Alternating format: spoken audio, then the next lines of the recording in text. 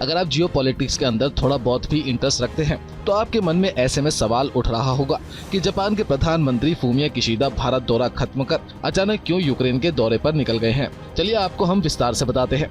दरअसल किशिदा ने सोमवार को कहा था कि वह G7 और यूक्रेन के राष्ट्रपति जेलेंस्की के बीच शुक्रवार को ऑनलाइन बैठक की मेजबानी करेंगे और उनकी ये मेजबानी का प्रस्ताव यूक्रेन पर रूस के हमले के 1 साल बाद आया है। अब ऐसे में आपको समझना होगा कि फूमियो किशिदा युद्धग्रस्त देश का दौरा करने वाले अंतिम G7 नेता होंगे और उन पर यूक्रेन की यात्रा करने के लिए अन्य देश दबाव बढ़ा रहे थे और अब जापान इसे चाहकर भी टाल नहीं सकता है, क्योंकि जापान इस मई में G7 समिट सम्मेलन की मेजबानी करेगा। हालांकि किशिदा ने बार बार कहा था कि वह शुरू से ही यूक्रेन की यात्रा करना चाहते थे, लेकिन सुरक्षा और तार्किक चुनौतियों के चलते वे ऐसा नहीं कर पा रहे थे।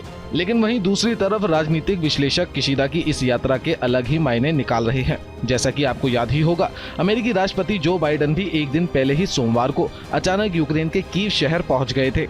उनकी इस सरप्राइज विजिट से दुनिया अचरज में पड़ गई थी। इतना ही नहीं, जो बाइडेन ने यूक्रेन को रूस के खिलाफ जंग में हथियारों की आपूर्ति में इजाफा करने और देश पर रूस के आक्रमण की पहली वर्षगांठ से पहले समर्थन का वादा किया था। और कहीं न कहीं ऐसा ही कुछ कृत्य जापान के प्रधानमंत्री फूमियो किशिदा की ओर से भी देखने को मिल रहा है। ऐसे में ये कयास लगाना गलत नहीं होगा कि जापान भी इस यात्रा में यूक्रेन को अमेरिका की तरह सैन्य के साथ साथ वित्तीय सहायता प्रदान कर सकता है।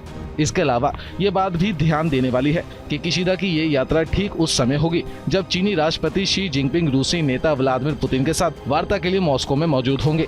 आपको बता दें कि जापान ने अब तक यूक्रेन की डिफेंसिव इक्विपमेंट से ही मदद की है, क्योंकि सेकेंड वर्ल्ड वॉर के बाद जापान के संविधान ने अपनी सैन्य क्षमता को स्पष्ट रूप से रक्षात्मक उपायों तक सीमित कर दिया है।